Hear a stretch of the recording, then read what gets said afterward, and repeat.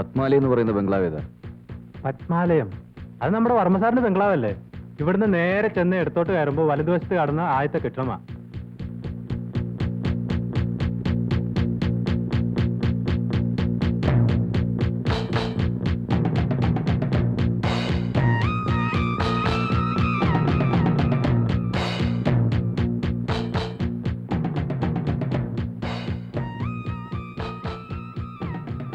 എന്തൊരു കുളിര. തീപ്പെട്ടിയുണ്ടോ? ശ്രീദേവി ഉണ്ടോ? ഇല്ലല്ലോ. എവിടെ പോയി? സാറും കൊച്ചമ്മയും കൂടി ഫാക്ടറി പോയിരിക്കുക. ഏത് ഫാക്ടറി? അവരുടെ ഫാക്ടറിയിലേക്ക്, അല്ലാതെ പിന്നെ നാട്ടുകാരുടെ ഫാക്ടറിയിലേക്കാണോ? സാറേ വല്ലതും പറയണോ? അല്ല, സാധാരണ ആരെങ്കിലും അവരെ അന്വേഷിച്ച് വന്നാൽ എഴുതി വെക്കാൻ ഒരു പുസ്തകം വെച്ചിട്ടുണ്ട്. അല്ല, അതെടുത്തോണ്ട് വരണമെന്നുണ്ടേ. ഏ ഏ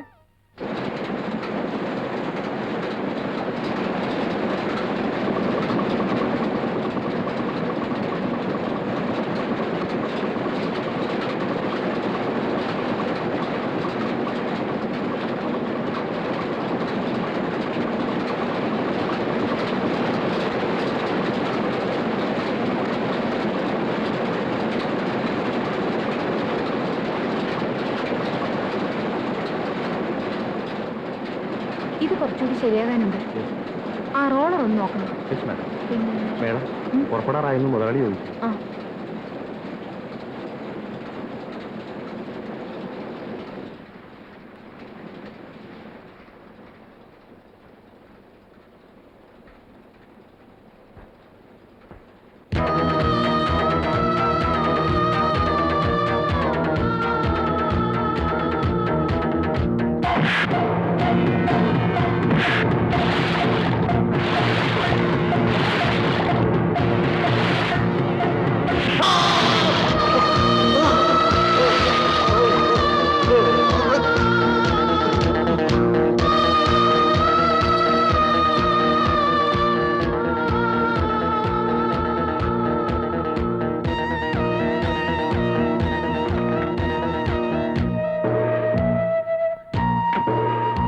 വണ്ടി എടുക്ക.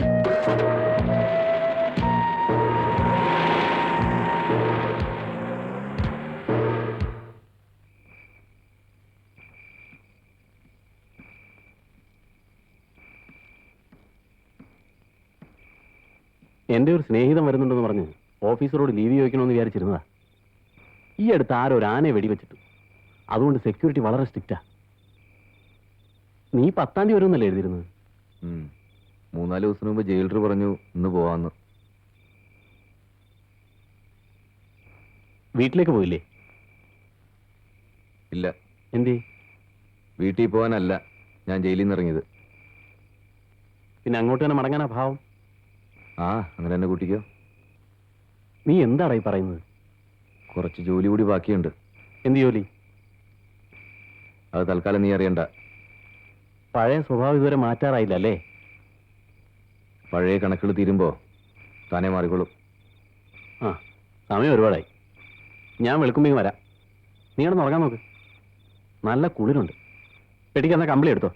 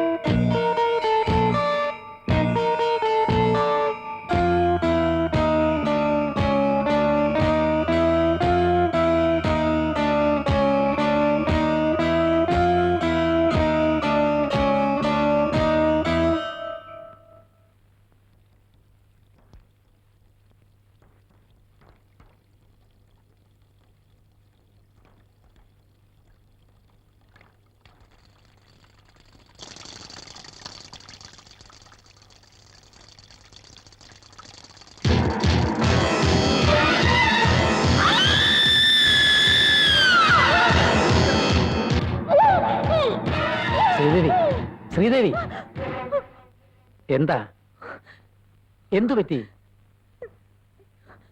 ഒന്നുമില്ല ഒന്നുമില്ല ഒന്നുമില്ല.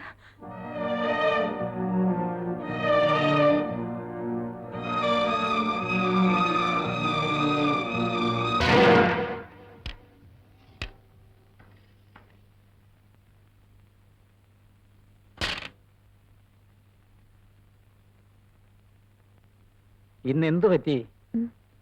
ഏയ് ഒന്നുമില്ല. ആദ്യത്തെ സ്ട്രൈക്കിന് തന്നെ ഒരു 5 എണ്ണമെങ്കിലും പോക്കറ്റിലാക്കുന്നതാണല്ലോ. എന്തോ ശ്രീദേവിയുടെ മുഖത്ത് എന്തോ ഒരു വല്ലായ്മയുണ്ട്. ആരാ നോക്ക്.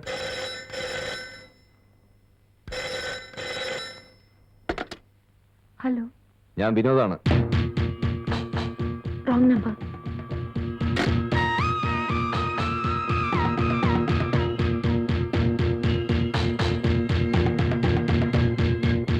ഏയ് എന്റെ കളിയാ. ആരാ?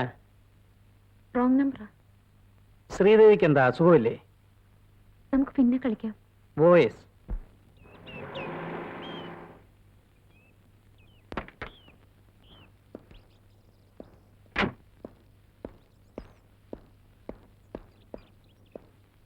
വണക്കം അയ്യാ. വണക്കം. വണക്കங்க. വണക്കമ്മ.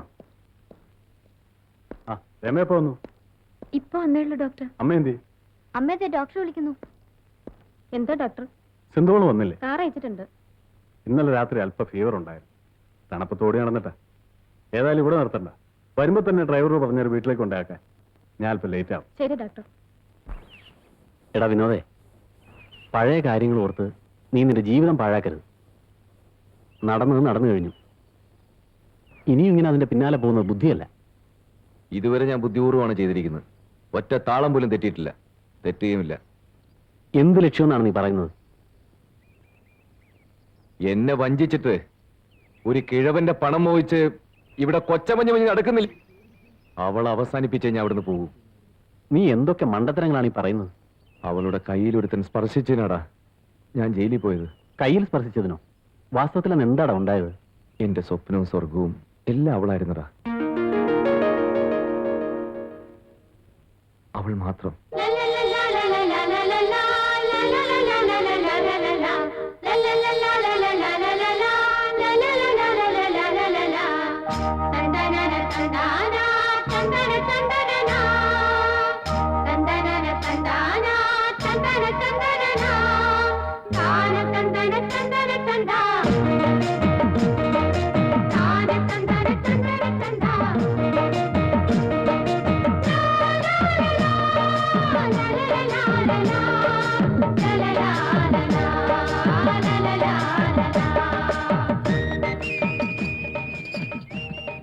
ഈ ആണുങ്ങളെ കണ്ണടച്ച് വിശ്വസിക്കരുതെന്ന് മുത്തശ്ശി പലപ്പോഴും പറയാറുണ്ടായിരുന്നു. പിന്നെന്തിനാ വിശ്വസിച്ചത്? അച്ഛനോടല്ല മീനു സംസാരിക്കുന്നത്. ആ അത് പറ. എന്റെ അമ്മ ഒന്നിങ്ങ് വന്നോട്ടെ കൊച്ചേ. എനിക്ക് ആകെ പേടിയാവുന്നു. താൻ എന്തിനാണോ പേടിക്കുന്നത്? ഞാനും താനും തമ്മിലുള്ള അനശ്വരമായ പ്രേമം ഹൈസ്കൂൾ മുതല് ഇവിടുത്തെ നാട്ടുകാർക്ക് മുഴുവൻ അറിയാം. ഞാൻ തന്നെ കല്യാണവും കഴിക്കുന്നു. പിന്നെന്താ? ഞാൻ പോകുന്നു. വാ, വീട്ടിലേക്ക് വാ, ആരുമില്ല. അയ്യടാ.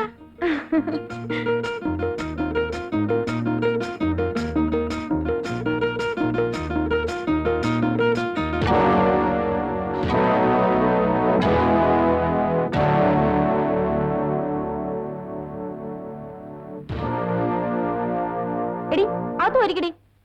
നിനക്കൊക്കെ എന്താ ഇവിടെ പുറത്ത് കാര്യം?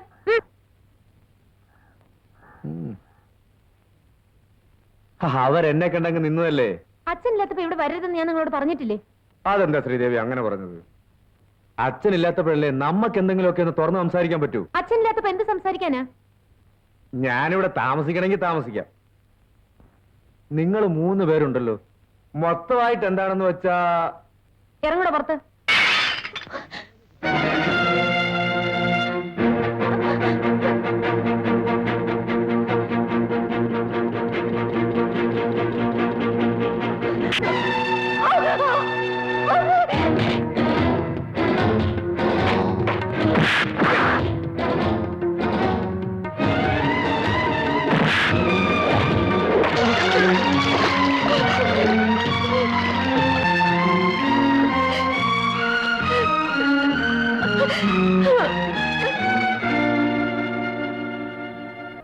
എന്നെ വഞ്ചിച്ചവളെ കൊന്നുവന്ന ആത്മശാന്തിയോടെ ഞാൻ ജയിലിലേക്ക് മടങ്ങും. വിനോദ്, വേണ്ട, ഇതെന്റെ പ്രതിജ്ഞയാ.